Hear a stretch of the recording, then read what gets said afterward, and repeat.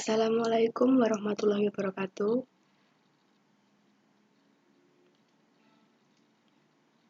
Hari ini kita akan mempelajari mengenai jurnal khusus dan buku besar.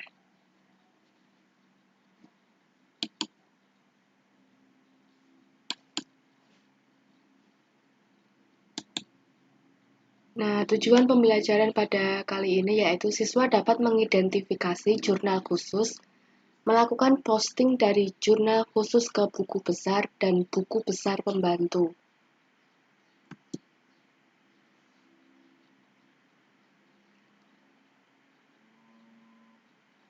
Nah, jurnal khusus sendiri adalah jurnal yang dirancang secara khusus untuk mencatat transaksi yang bersifat sama dan sering terjadi atau berulang-ulang dengan tujuan agar dapat bekerja secara efektif dan efisien.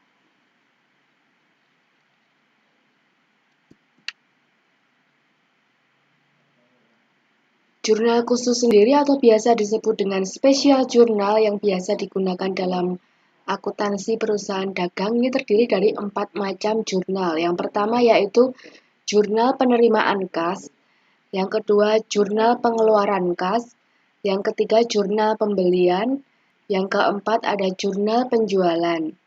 Nah, di samping keempat jurnal khusus tersebut, perusahaan dagang tetap menggunakan jurnal umum untuk mencatat transaksi yang tidak dapat ditampung dalam jurnal khusus. Nah, yang tidak dapat ditampung ini nanti akan ada penjelasan di belakang. Kemudian untuk fungsi masing-masing jurnal khusus, kita bahas dari yang pertama. Untuk jurnal penjualan atau sales journal, fungsinya yaitu untuk mencatat seluruh transaksi penjualan secara kredit. Contohnya misalnya untuk penjualan barang dagangan secara kredit. Kemudian yang kedua ada jurnal pembelian atau purchase journal.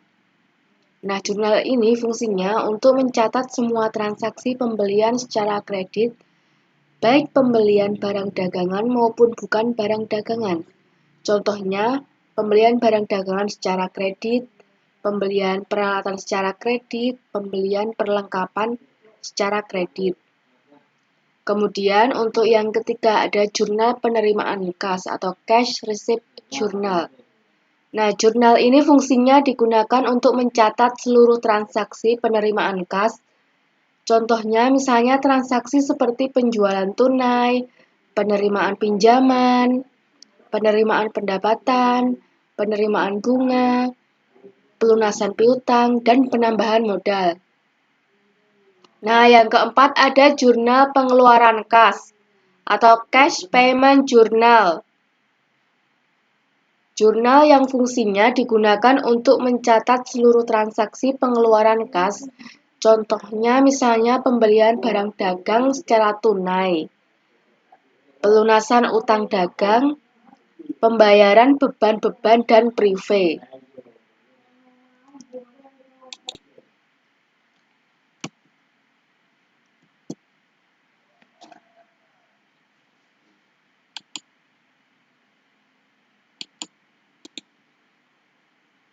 Nah, yang selanjutnya ada pencatatan transaksi di jurnal khusus. Kita bahas dari jurnal penjualan. Nah, contoh tabelnya seperti ini. Format jurnalnya dapat diperhatikan di slide ini ya. Di sini ada keterangan tanggal, keterangan, kemudian syarat pembayaran, bagian debit, bagian kredit. Nah, untuk bagian nomor 1 digunakan untuk mencatat tanggal kejadian transaksi. Kemudian untuk nomor 2 untuk mencatat nama debitur. Kemudian yang ketiga untuk mencatat syarat pembayaran. Dan yang keempat untuk mencatat jumlah transaksi piutang dagang. Dan yang kelima untuk mencatat jumlah transaksi penjualan.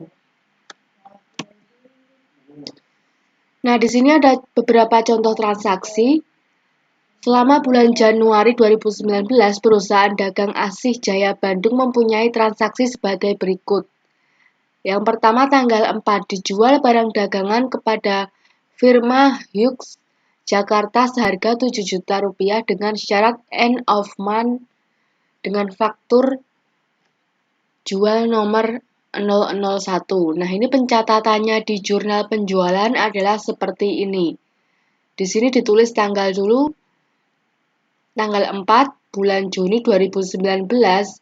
Keterangannya diisi dengan firma Hughes, nama debiturnya, kemudian di sini ada nomor bukti FJ nomor 001, syarat pembayarannya yaitu end of month atau akhir bulan, kemudian piutang dagang bagian debit diisi dengan 7 juta rupiah.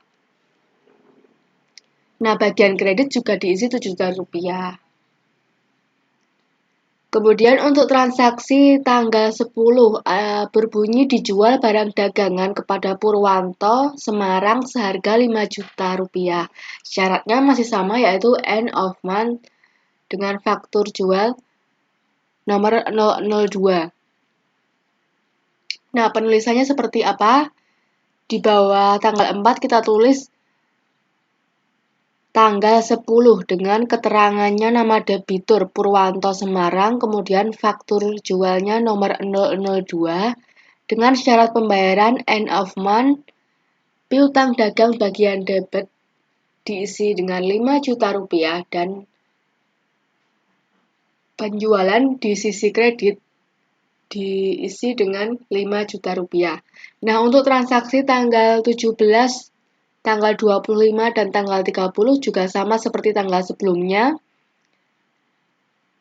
Tinggal dimasukkan saja sesuai dengan tanggal, keterangan, nomor bukti, syarat pembayarannya bagaimana, kemudian diisi bagian debit kreditnya sesuai dengan jumlahnya. Misal piutang dagangnya berapa, kemudian penjualannya juga berapa. Nah, jangan lupa ketika sudah selesai, maka diisi juga bagian jumlahnya. Jadi kita jumlah bagian sisi debit itu piutang dagangnya kita total di bawah sendiri jumlahnya berapa. Kemudian pada bagian kredit, yaitu penjualan, itu juga jumlahnya berapa. Nah, harus dipastikan bahwa bagian debit dan kreditnya berjumlah sama.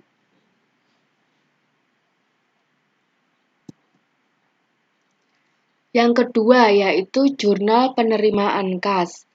Untuk format jurnal penerimaan kas dapat kalian perhatikan di slide ini.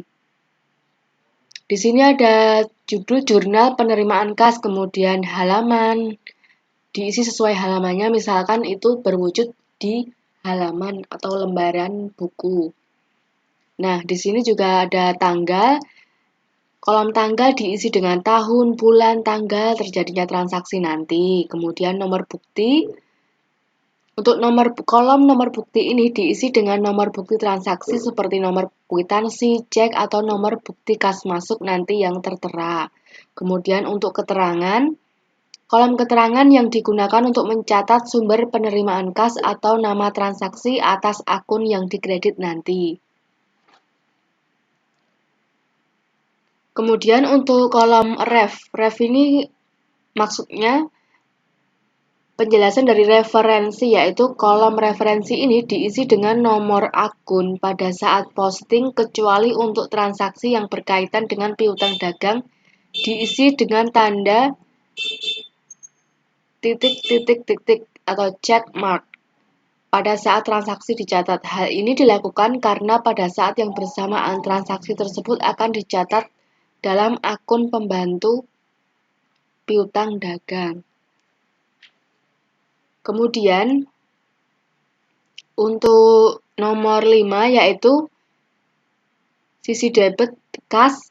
Kolom kas diisi dengan jumlah uang yang diterima pada tanggal transaksi yang akan dicatat pada sisi debit ini, sisi debit bagian kas. Kemudian untuk nomor 6, potongan penjualan. Kolom potongan penjualan ini diisi dengan jumlah potongan penjualan yang diberikan pada tanggal transaksi. Kemudian untuk kolom 8 yaitu piutang dagang. Kolom piutang dagang ini diisi dengan jumlah piutang yang diterima pada tanggal tersebut yang akan dicatat pada sisi kredit. Ingat ini sisi kredit akun piutang dagang.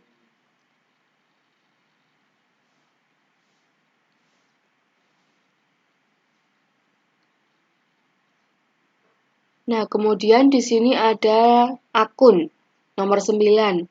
Akun yaitu mencatat nama akun yang tidak disediakan kolom akun tersendiri. Jadi misal nanti tidak ada kas, kok tidak masuk di potongan penjualan, tidak masuk di penjualan. Jadi selain akun yang tertulis di sini, maka nanti ditulis manual di kolom akun ini. Kemudian referensi mencatat nomor kode akun yang diposting ke buku besar untuk akun serba-serbi. Kemudian jumlah untuk mencatat jumlah uang untuk akun yang dicatat dalam kolom serba-serbi. Jadi nanti di kolom serba-serbi nama akunnya apa, kemudian jumlahnya berapa.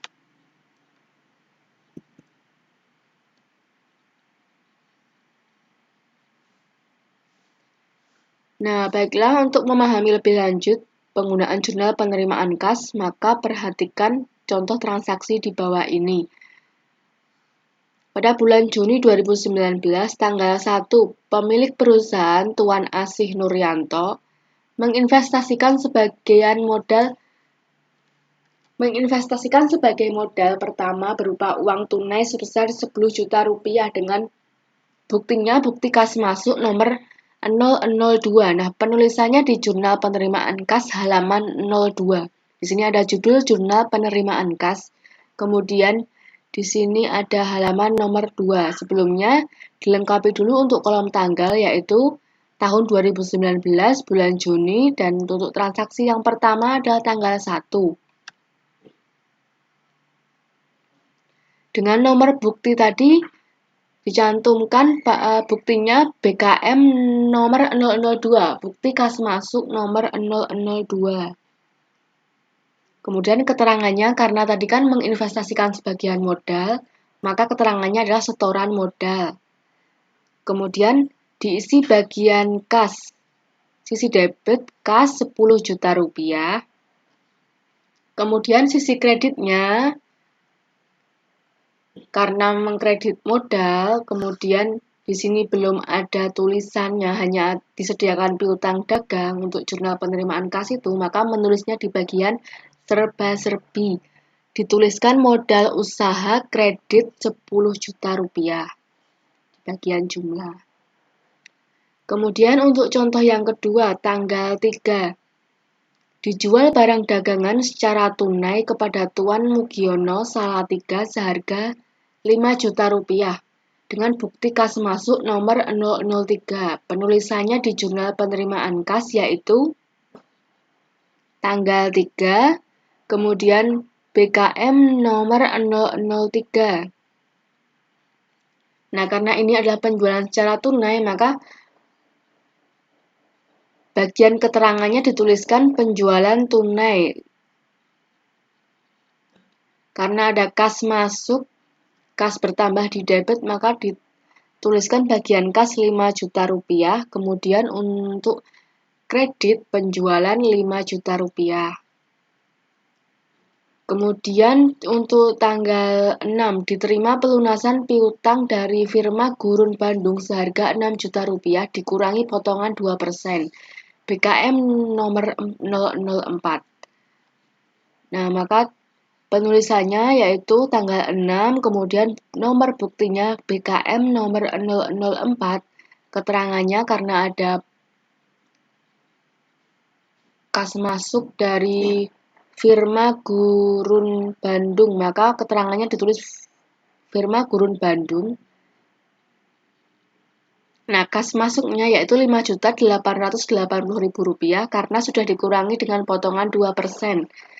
Nah, potongan sebesar 2% dari 6 juta rupiah tadi dituliskan di bagian debit potongan penjualan yaitu 120.000. Nah, kemudian kreditnya piutang dagang berkurang, maka ditulis di bagian kredit piutang dagang sebesar 6 juta rupiah.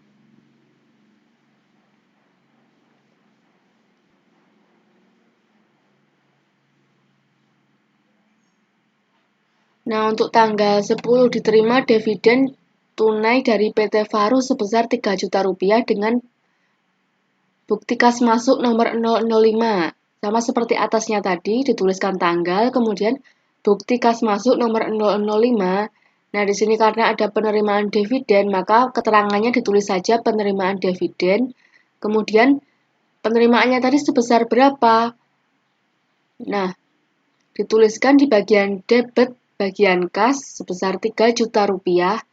Kemudian diserba-serbi karena tidak masuk di penjualan dan juga tidak masuk di piutang dagang, maka di sini menuliskan sendiri di bagian serba-serbi yaitu pendapatan dividen sebesar 3 juta rupiah. Nah, untuk transaksi tanggal 15 dan tanggal 20, prinsipnya sama seperti yang atas-atasnya tadi. Transaksinya tunai atau kredit nanti disesuaikan. Kalau misal tunai ya berarti nanti menuliskannya di kas dan penjualan.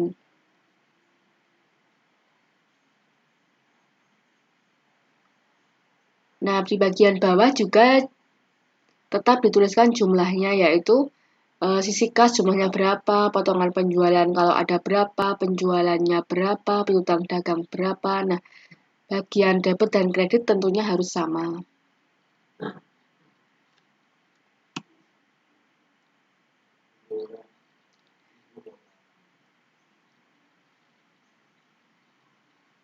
Kemudian untuk jurnal pembelian yang ketiga. Nah, format jurnal pembelian maka dapat diperhatikan di slide berikut ini. Di sini ada judul jurnal pembelian, kemudian halaman sekian-sekian.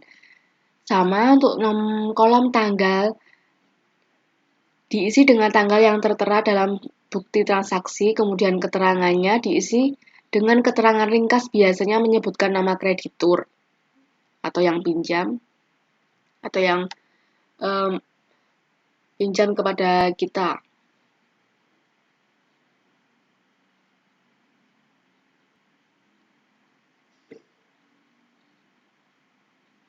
Kemudian nomor bukti diisi dengan nomor bukti transaksi, misalnya faktur, pembelian kredit biasanya buktinya faktur, kemudian syarat pembayaran untuk pembelian kredit yang dilakukan.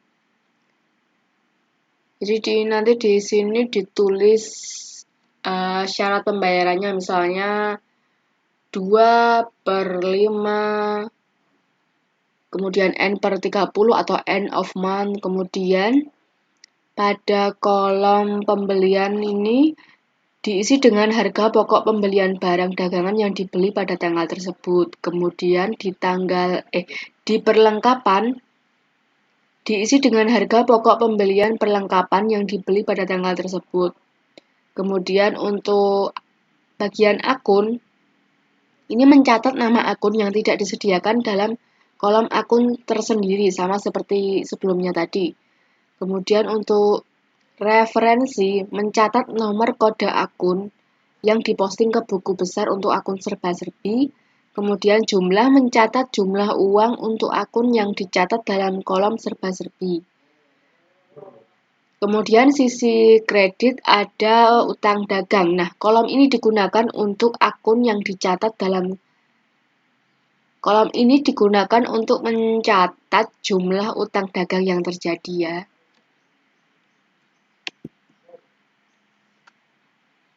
Nah, untuk memahami lebih lanjut mengenai penggunaan jurnal pembelian tadi, maka perhatikan contoh transaksi berikut ini dan penerapannya di jurnal pembeliannya. Perhatikan perusahaan dagang Harum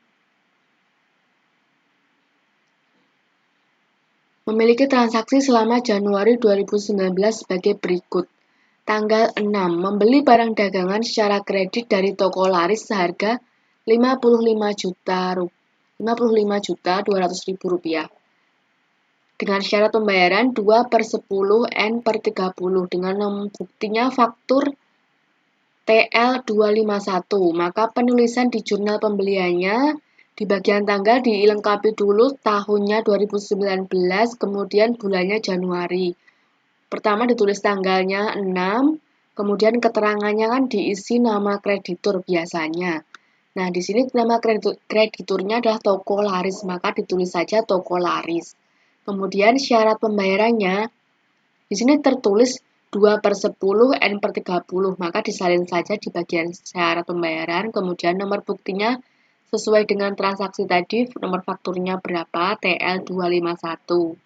Nah, di bagian sisi debit terdapat pembelian senilai tadi 55.200.000.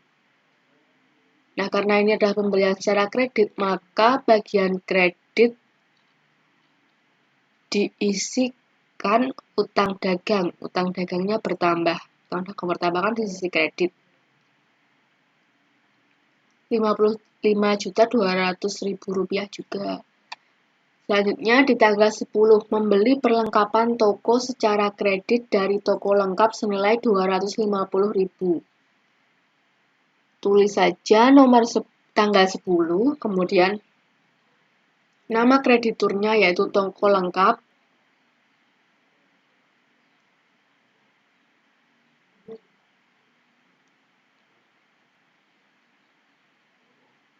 Kemudian di bagian debit yaitu perlengkapan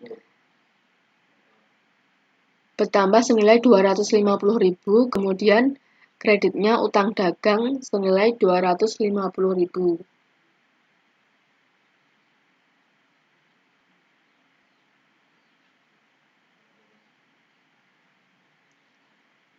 Nah, untuk transaksi tanggal 16 membeli barang dagangan secara kredit dari toko Farma seharga Rp21.050.000 dengan syarat 2/10 N/30 fakturnya TF262. Penulisannya sama seperti atasnya tadi, ditulis tanggalnya 16, kemudian nama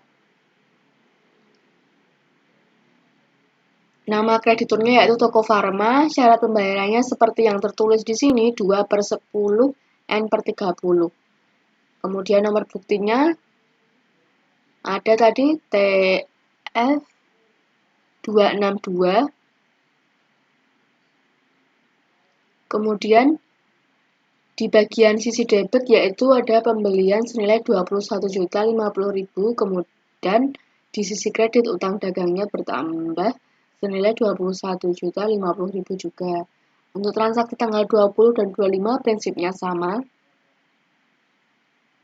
Tinggal menyesuaikan nama akunnya kalau misalkan belum tercantum di sini. Misalkan tadi perlengkapan sudah ada. Nah, ternyata di bagian tanggal 25 ini membeli peralatan toko, maka itu ditulis di bagian serba-serbi menambah sendiri akun peralatan. Nah, untuk bagian terakhir juga dituliskan jumlahnya berapa. Untuk sisi debit masing-masing seperti pembelian jumlahnya berapa, perlengkapan jumlahnya berapa, kemudian serba-serbi juga jumlah serba-serbi berapa, kemudian utang dagang juga jumlahnya berapa. Nah, pastikan sisi debit dan sisi kredit jumlahnya sama.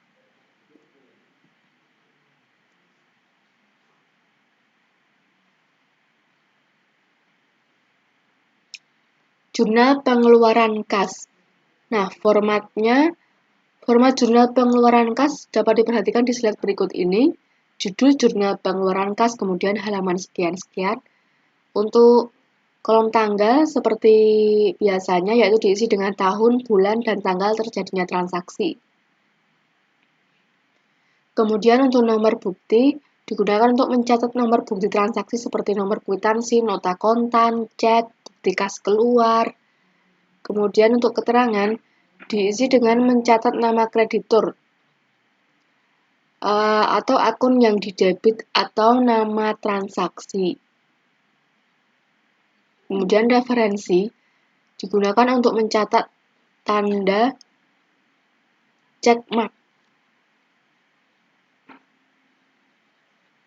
atau titik-titik-titik bila posting ke dalam buku besar pembantu telah dilakukan dan digunakan untuk mencatat nomor kode akun atas pembelian tunai dan jumlah serba-serbi bila posting ke buku besar telah dilakukan. Nah, ini stepnya nanti ketika sudah posting di buku besar, maka referensi ini diisi. Kemudian untuk bagian pembelian digunakan untuk mencatat jumlah transaksi pembelian barang dagang secara tunai, jadi berapa rupiah gitu. Kemudian utang dagang digunakan untuk mencatat jumlah transaksi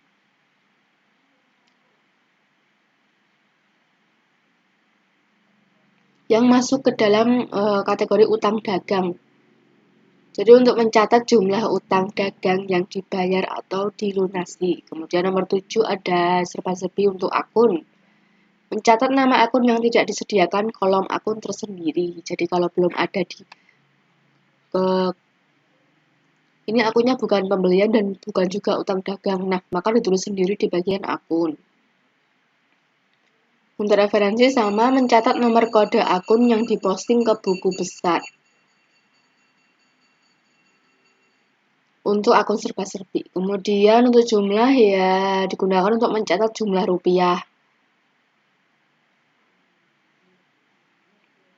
Mencatat jumlah di kolom serba-serbi ini. Kemudian untuk bagian kredit untuk kas. Kolom ini digunakan untuk mencatat jumlah rupiah berkurangnya uang tunai yang dikeluarkan. Jadi nanti di jurnal pengeluaran kas kan transaksinya apa, kemudian mengeluarkan kas berapa, nanti ditulis di kredit bagian kas ini. Selanjutnya ada potongan pembelian. Kolom ini digunakan untuk mencatat potongan pembelian yang diterima.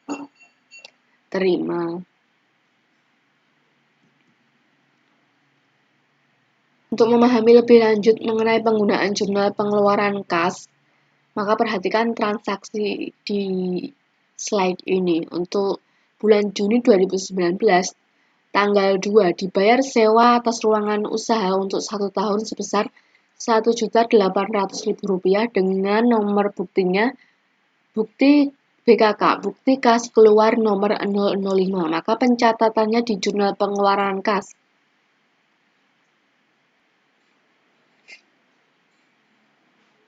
Seperti biasa di tanggal maka diisi dulu, dilengkapi tahun dan bulan. Kemudian tanggal 2. Nomor buktinya tadi BKK nomor 005. Kemudian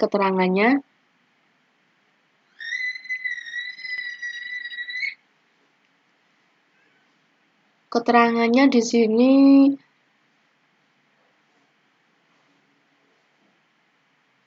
karena tidak ada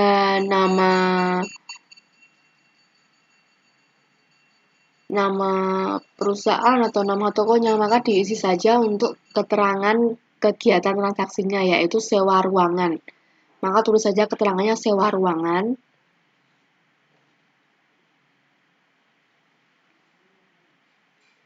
Nah, di sini kan sewa ruangan maka menyebabkan beban sewa di bagian debit, beban bertambah di debit. Nah, karena tidak ada di bagian yang sudah tercantum kan adanya pembelian dan utang dagang, maka mencatatnya di bagian serba-serbi akun, menulis sendiri nama akun baru, beban sewa, jumlahnya senilai tadi 1.800.000. Kemudian di sisi kredit karena kita mengeluarkan kas berkurang di kredit senilai 1.800.000 juga.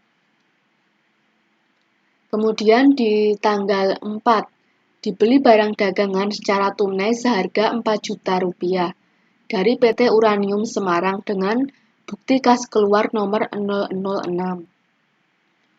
Maka penulisannya tanggal 4, kemudian nomor bukti diisi dengan bukti kas keluar nomor 006. Diisi dengan kegiatan transaksinya yaitu pembelian tunai. Maka di sisi debit ditulis di bagian pembelian, karena pembelian tunai. Kemudian ditulis senilai 5.500.000. Oh, maaf. 4 juta, ini tanggal 4. Diisi dengan tadi dibeli barang dagangan secara tunai seharga Rp4.000.000. Pembelian debit Rp4.000.000, kemudian kas berkurang, sisi kredit juga Rp4.000.000. Nah, untuk transaksi tanggal 6, dibeli barang dagangan seharga Rp5.500.000 dan perlengkapan toko seharga Rp1.000.000 secara tunai dari Toko Baru Klaten. dengan bukti kas keluar nomor 007. Ditulis tanggal 6, nomor buktinya bukti kas keluar nomor 007, kemudian keterangannya yaitu pembelian tunai. Pembeliannya tadi senilai 5.500.000, kita tulis di bagian pembelian sisi debit. Kemudian karena dia juga membeli perlengkapan toko, tapi tidak ada nama akunnya di sini, maka menulis sendiri di bagian serba-serbi akun baru. Perlengkapan toko senilai 1 juta rupiah. Maka kemudian di bagian kredit, kas berkurang di sisi kredit menuliskan sejumlah tadi pembelian barang dagangan senilai 5.500.000 ditambah dengan perlengkapan toko senilai 1 juta rupiah, maka menjadi kredit bagian kas senilai 6.500.000 rupiah. Kemudian untuk tanggal 9 dibayar utang atas pembelian barang dagangan dari toko Harum Semarang sebesar 8 juta rupiah, dikurangi potongan sebesar 160.000. Bukti kas keluarnya nomor 008, maka langsung saja ditulis di sini di bawahnya ayat isi tanggal 9, kemudian bukti kas keluarnya nomor 008, kemudian ditulis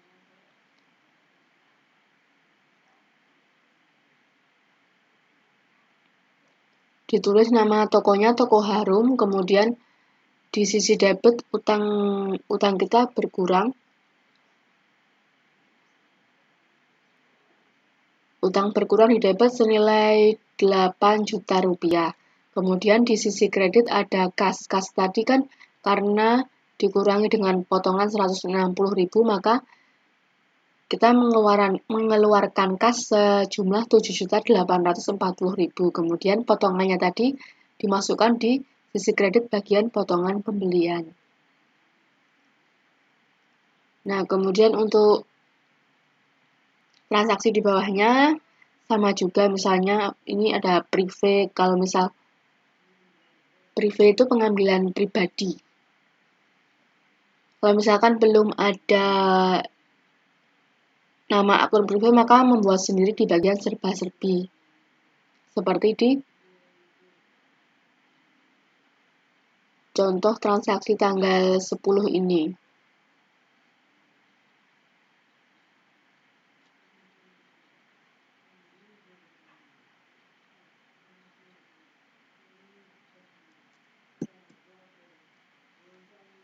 Yang selanjutnya yaitu jurnal umum. Kan tadi udah mempelajari 4 jenis jurnal khusus, yaitu jurnal penerimaan kas, jurnal pengeluaran kas, jurnal penjualan, dan jurnal pembelian. Untuk jurnal-jurnal yang sudah dijelaskan tadi itu pada prinsipnya nama-nama akunnya tuh sama seperti itu. Jadi kita tinggal menyesuaikan saja di jurnal pembelian. Oh, nama akunnya, oh transaksinya begini, berarti dimasukkannya ke kolom debit ini, di sisi kredit ini. Jadi untuk menganalisisnya lebih mudah karena memang sisi debit kreditnya itu pasti. Nama akunnya yang di sisi debit ada apa aja, kemudian di sisi kredit ada apa aja, itu pasti. Nah, bagaimana jika terdapat transaksi yang tidak dapat dicatat dalam jurnal khusus? Nah, maka jika terdapat transaksi yang tidak dapat dicatat dalam jurnal khusus, transaksi tersebut dicatat dalam jurnal umum, misalnya untuk transaksi retur pembelian, retur penjualan. Nah, untuk lebih jelas lagi, perhatikan contoh berikut ini. Di bulan Juni 2019, pada tanggal 15, dikirim kembali sebagai barang dagangan karena rusak seharga 500.000.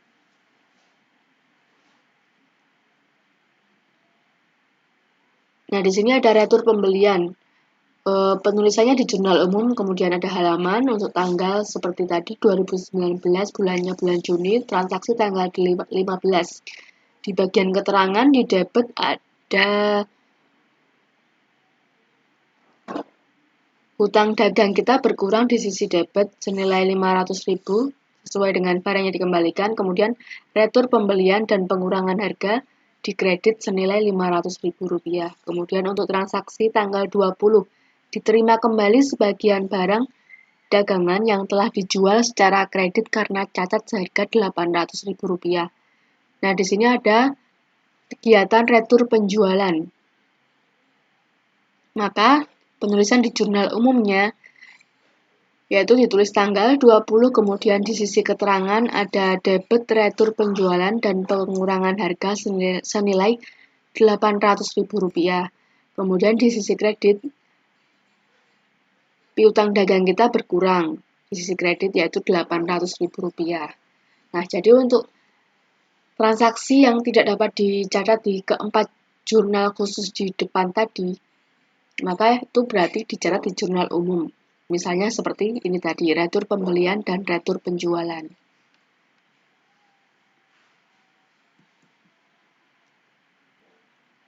Nah, sekian pembelajaran mengenai jurnal khusus pada hari ini. Apabila masih ada hal yang perlu ditanyakan, maka silahkan bertanya melalui Google Classroom atau chat WA. Sekian dari saya. Wassalamualaikum warahmatullahi wabarakatuh.